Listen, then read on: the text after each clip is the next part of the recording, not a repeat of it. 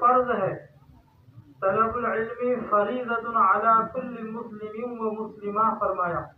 علم دین کا حاصل کرنا ہر مسلمان مرد و عورت پر فرض ہے. جب علم دین آئے گا تو آدمی اپنی زندگی صحیح گزار سکے گا، اپنی عبادات صحیح کر سکے گا. علم ہی نہیں ہے تو آدمی زندگی گزار تو سکتا ہے، لیکن جیسے علم کے اندر زندگی گزرتی ہے ویسی زندگی نہیں گزار سکتا. اور فرض کسے کہتے ہیں؟ فرض کی جو اہمیت ہے، فرض اسے کہتے ہیں جس کا حاصل کرنا، جس کا کرنا ضروری ہے، اس کو فرض کہتے ہیں. جیسے نماز فرض ہے، اس کا پڑھنا ضروری ہے، اس کے بغیر آدمی نہیں رہ سکتا. روزے رکھنا فرض ہے، اس کے بغیر آدمی نہیں رہ سکتا. مالدار پہ زکوٰۃ دینا فرض ہے، اس کے بغیر آدمی نہیں رہ سکتا. مالدار ہے تو اس کے اوپر حج کرنا فرض ہے، اس کے بغیر نہیں رہ سکتا، کرنا ہی پڑے گا. ایسے ہی علم دین کا حاصل کرنا بھی فرض ہے، اس کے بغیر نہیں رہ سکتا. اتنا علم تو آدمی کو حاصل کرنا ضروری ہے جتنا اس کو ضروریات زندگی میں کام آتا. ہر آدمی کے لیے عالم بننا، مفتی بننا ضروری نہیں ہے، لیکن اتنا تو علم اس کو آنا چاہیے کہ آدمی نماز کیسے پڑھنا، روزہ کیسے رکھنا، غسل کیسے کرنا، وضو کیسے کرنا، ان تمام زندگی گزارنے کے طریقے کو حاصل کرنے کا جو علم ہوتا ہے، اتنا علم حاصل کرنا ہر مسلمان پہ فرض ہے. لیکن ہم بہت مرتبہ سنتے رہتے ہیں فرض. تو فرض کی اہمیت کیا ہے؟ فرض کتنا ضروری ہے؟ اب مثال کے ذریعے سے آپ سمجھے، ہم جو لباس پہنے ہوئے ہیں جسم کے اندر، ایک ہے کرتا، ایک ہے پائجامہ. ان دونوں سے لباس مکمل ہوتا ہے. بعض لوگ تہبندی پہنتے ہیں، بعض لوگ پینٹ بھی پہنتے ہیں، اوپر شرٹ ہوتا ہے، نیچے پینٹ ہوتا ہے. تو دو لباس ہوتے ہیں، دو کپڑے ہوتے ہیں. تو جو نیچے کا جو لباس ہے، پینٹ ہے، پیجامہ ہے، تہبند ہے، یہ جو بھی ہے آدمی کے لیے پہننا فرض ہے، ضروری ہے. آپ کسی بھی عقل مند آدمی کو یہ کہیے کہ بغیر پینٹ کے، بغیر پیجامے کے خالی روڈ تک جا کے آ جانا، کوئی بھی جانے کے تیار نہیں ہو. یہ ضروری ہے. باہر تو کیا آدمی بغیر کپڑے کے، بغیر پینٹ اور پیجامے کے گھر کے اندر بھی نہیں رہتا. جیسے یہ ضروری ہے، ایسے ہی آدمی کو علم دین کا حاصل کرنا بھی ضروری ہے.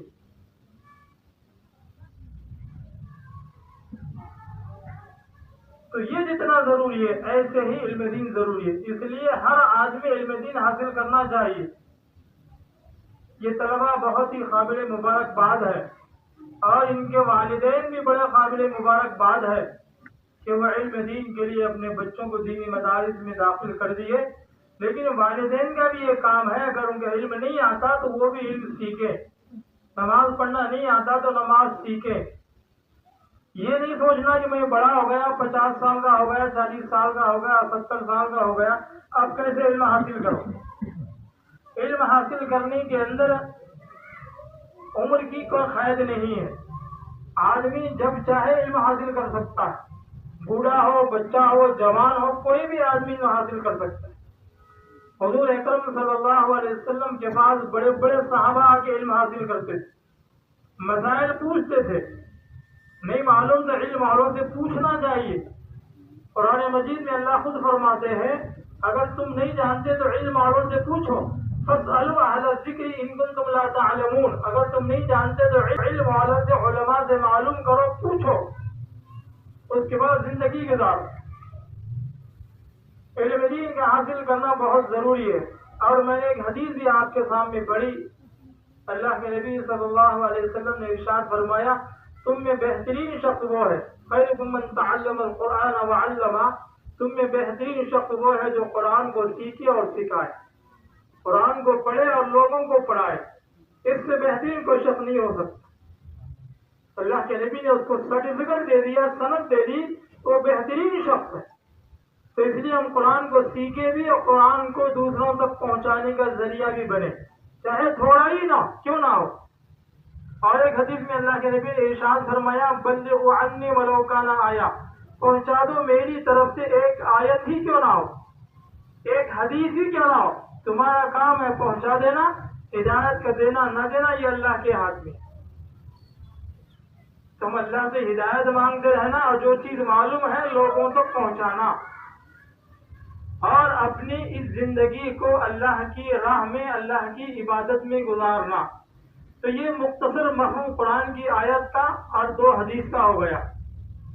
اور ایک حدیث میں اللہ کے نبی صلی اللہ علیہ وسلم نے ارشاد فرمایا, حضرت عبداللہ ابن مسعود رضی اللہ تعالیٰ عنہ ارشاد فرماتے ہیں, ترمذی شریف کی حدیث ہے, قیامت کے میدان میں آدمی سے جب تک اللہ تعالیٰ 5 سوالوں کا جواب نہیں دیں گے, بندہ جب تک 5 چیزوں کا سوالوں کا جواب نہیں دے گا, اس کے قدم 1 انچ بھی آگے اور پیچھے نہیں ہٹیں گے. 5 چیزوں کا سوال ہر آدمی کو دینا پڑے گا, چاہے مرد ہو چاہے عورت ہو. ہر آدم زاد, آدم سے پیدا ہونے والی نسل کے ہر انسان کو 5 چیزوں کا جواب دینا پڑے گا. اللہ سوال فرمائیں گے. سب سے پہلا سوال یہ فرمائیں گے, ہم نے تم کو عمر دی تھی, اس عمر کو کہاں فنا کیا؟ ترمذی شریف کی حدیث ہے. تو یہ عمر بھی اللہ کی بہت بڑی نعمت ہے, اس کی قدر کرنا چاہیے. بچے بھی, بڑے بھی, بوڑھے بھی, جوان بھی. اللہ فرمائیں گے ہم نے تم کو عمر دی تھی 25 سال, 50 سال, 60 سال, اس کو کہاں صرف کیا, اس کو کہاں لگایا؟ پہلا سوال ہوگا. دوسرا سوال یہ ہوگا, ہم نے تجھے جوانی دی تھی, جوانی کو کہاں صرف کیا, جوانی کو کہاں لگایا؟ حالانکہ جوانی بھی عمر کے اندر ہی داخل ہے, لیکن یہاں دوسرا سوال جوانی کا کیا جا رہا ہے اس لیے کہ جوانی کی عبادت بڑھاپے کی عبادت سے بہت افضل ہے, بہت افضل ہے. جوانی کا 1 سجدہ بڑھاپے کے 1000 سجدوں سے افضل ہے. تو اللہ کو جوانی کی عبادت بہت پسند ہے, اس لیے عمر کے ساتھ ساتھ جوانی کا دوسرا سوال ہوگا. اور تیسرا سوال یہ ہوگا کہ ماتا ہے اتنا کھا نہیں سکتا, خرچ کرنے کا معاملہ ہے تو خرچ کیسے کیا, کہاں خرچ کیا؟ میرے گھر میں لگایا نہیں لگایا, یعنی مسجد میں لگایا نہیں لگایا, مدرسے میں لگایا نہیں لگایا, حقیقی خانقاہوں میں لگایا نہیں لگایا, یتیموں پر خرچ کیا نہیں کیا, بیواؤں پر خرچ کیا نہیں کیا, اللہ کی راہ میں خرچ کیا نہیں کیا. کیونکہ آدمی مال بہت کماتا ہے, وہ اپنے اوپر اتنا خرچ نہیں کر سکتا جتنا مال کماتا ہے. آج دنیا کے اندر بڑے بڑے لوگ ہیں, جتنا کماتے ہیں اتنا کھا نہیں سکتے. عام طور پہ ایک آدمی کتنا کھاتا, 200 گرام چاول اگر کھا لیا تو بہت بڑا پہلوان ہے. میں تو 100 گرام بھی نہیں کھا سکتا. یہ عام زیادہ کھانے والے لوگوں کی مثال دے رہا ہوں. 1/4 کلو اگر کھا لیا تو بہت ہو گیا, لیکن کمانے کے اندر آدمی 1/4 کلو نہیں کما رہا, 100 روپے نہیں کما رہا, 200 روپے نہیں کما رہا. آج دنیا کے اندر ایسے بڑے بڑے لوگ ہیں جو روزانہ 1 کروڑ روپے کماتے ہیں. اس سے چھوٹے لوگ 10 لاکھ کمانے والے بھی ہیں, اس سے چھوٹے لوگ 1 لاکھ کمانے والے بھی ہیں, 50,000 کمانے والے بھی ہیں, آخری درجے میں 10,000 روز کمانے والے بھی ہیں, 5,000 کمانے والے بھی ہیں. لیکن 5,000 آدمی کھاتا کہاں؟ نہیں کھا سکتا. 200, 400, 500 کھا لیا بہت ہو گیا, مہنگے سے مہنگا کھانا کھا لیا تو 1000 کھا لیا بہت ہو گیا. لیکن اتنا پیسہ آدمی خرچ کیسے کرے گا؟ تو فرمایا گیا کہ چوتھا سوال یہ ہوگا, خرچ کیسے کیا؟ تو خرچ کرنے کا سوال ہے. بلکہ اللہ والوں نے تو یہ بھی فرمایا ہے, کمانا آسان ہے, خرچ کرنا مشکل ہے. کما تو لیا لاکھوں روپے, لیکن اب خرچ کیسے کرے گا؟ اس مال میں سب کا حق ہے, غریبوں کا, محتاجوں کا, یتیموں کا, مدارس کا, حقیقی خانقاہوں کا, مساجد کا, سب کا حق ہے.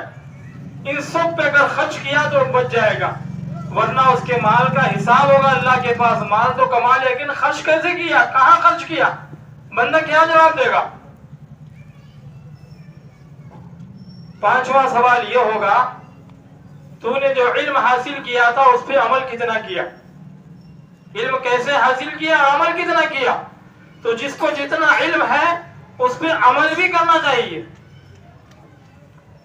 علم بغیر عمل کے ایسا ہے جیسا درخت تو ہے لیکن اس کو پھل نہیں ہے. العلم بلا عمل کالشجر بلا ثمر. فرمایا گیا علم بغیر علم مشین پہ لگا دیتے ہیں, وہ آگ میں جلنا شروع کر دیتا, کسی کا ایندھن بن جاتا, آگ بن جاتا, راکھ بن جاتا. وہی اگر پھل والا درخت ہوتا تو آدمی اس کی حفاظت بھی کرتا ہے، اسے پانی بھی ڈالتا ہے، اس کی پرورش بھی کرتا ہے، اسے نگاہ داشت بھی کرتا ہے.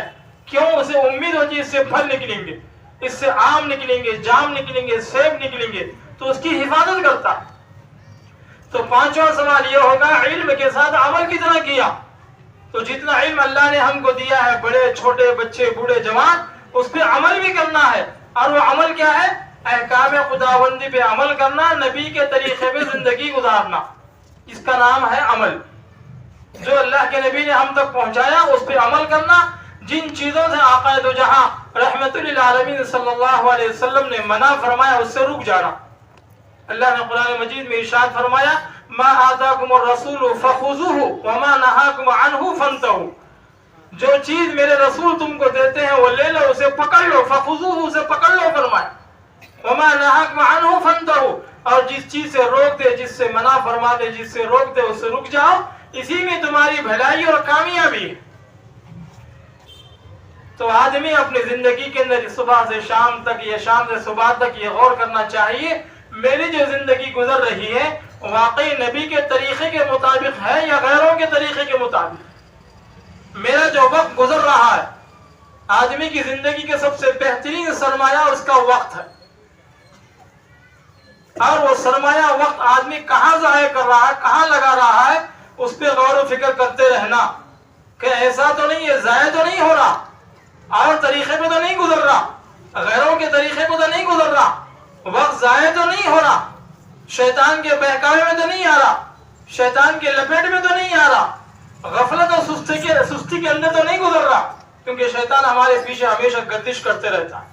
حدیث کے اندر آیا ہے الشیطان یجری مجری الدم.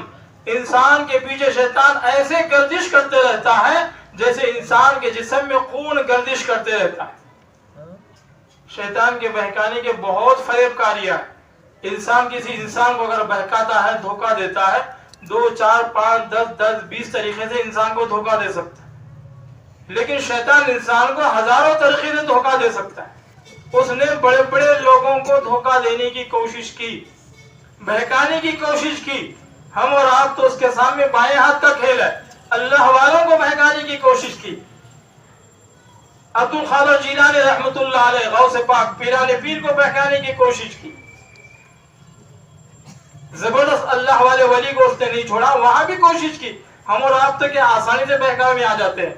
اس لیے ہم سے جب کبھی کوئی عمل چھوٹ جاتا ہے، عبادت میں سستی ہو جاتی ہے، فوری سمجھ جانا کہ شیطان ہمارے پیچھے لگے ہوا ہے، ہمیں بہکا رہا ہے. فوری ہوشیار ہو جانا چاہیے اور فوری اللہ کی طرف رجوع ہونا چاہیے، اس سے بچنا چاہیے. تو جب تک ہم زندگی، اللہ نے ہم کو وقت دیا ہے، زندگی دی ہے، اس کو ہم غنیمت سمجھے. کیونکہ زندگی کا ایک ایک لمحہ بڑا قیمتی ہے. انتقال کے بعد آدمی ایک نیکی نہیں کما سکتا، اور جب زندہ ہے اس کے جسم میں سانس باقی ہے، ایک دن میں 1 کروڑ نیکیاں کما سکتا ہے. 1 کروڑ معمولی بات ہے. آدمی 1 کروڑ روپے کمانے مشکل ہو جاتا ہے، لیکن نیکیاں کمانا بہت آسان. کیسے کما سکتے آپ؟ ایک مرتبہ آپ کہہ دیجیے، حدیث میں آیا ہے سبحان اللہ وبحمدہ، اس کے نام اعمال کے اندر 1,24,000 نیکیاں لکھی جاتی ہے. حدیث کی کتاب میں لکھا ہوا ایک مرتبہ پڑھنے پر سبحان اللہ وبحمدہ. یہ بخاری شریف کی حدیث کے اندر لکھا ہوا ہے، سب سے آخری حدیث ہے یہ. بخاری شریف کی سب سے پہلی حدیث کیا ہے؟ انما الاعمال بالنیات. اعمال کا دار و مدار نیتوں پر ہے.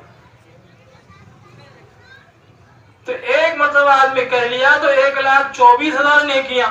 اور تسبیح پہ اگر پوری 100 تسبیح اگر پڑھ لیا 1 کروڑ نیکیاں، بلکہ 1.25 کروڑ نیکیاں ہو گئے. ایسے 100 مرتبہ پڑھ لے، جس کا جی چاہے 1000 مرتبہ پڑھ لے، تو دن میں 1 کروڑ تو کیا 4 کروڑ 5 کروڑ 10 کروڑ بھی آدمی نیکیاں کما سکتا ہے. لیکن انتقال ہو گیا، اس کی روح پرواز کر گئی. وہ غیروں کا محتاج ہوتا ہے، اپنے رشتہ داروں کا محتاج ہوتا ہے، بھائی بہن کا محتاج ہوتا ہے. وہ میری طرف ثواب کب بھیجیں گے منتظر رہتا ہے. ایسارے ثواب کا منتظر رہتا ہے مرحوم مردہ آدمی. تو ہماری زندگی میں اللہ نے موقع دیا ہے، چلتے ہوئے پھرتے ہوئے مسجد کے اندر، خانقاہوں کے اندر، اللہ والوں کی محفلوں میں بیٹھ کر خوب نیکیاں کمائیں، خوب عمل کرنے کی کوشش کریں. ورنہ یہ عمر ضائع ہو جائے گی، ختم ہو جائے گی. آدمی حشر کے میدان میں افسوس کے آنسو روئے گا اور روتے روتے آدمی کے آنسو ختم ہو کر آنسو ایسے نکلنا شروع ہو جائیں گے، خون کے آنسو آئیں گے حشر کے میدان میں، افسوس میں. اس لیے افسوس کرے گا میں نے اپنی زندگی ایسے ویسے گزار کے آ گیا. بلکہ نیکیاں کرنے والے بھی افسوس کریں گے، گناہ کرنے والے بھی افسوس کریں گے. آپ سوچ رہے ہوں گے نیکیاں کرنے والے کیوں افسوس کریں گے؟ نیکیاں کرنے والے افسوس اس لیے کریں گے میں نے تو نیکیاں کی ہے لیکن بہت کم نیکیاں کی، مجھے اور کرنا چاہیے تھا، اس لیے افسوس کریں گے. اور گناہ کرنے والے تو اس لیے افسوس کریں گے میں نے زندگی گناہوں میں لٹا دی، کاش میں اللہ کی عبادت میں گزار لیتا تو میں کامیاب ہوتا، اس لیے وہ افسوس کریں.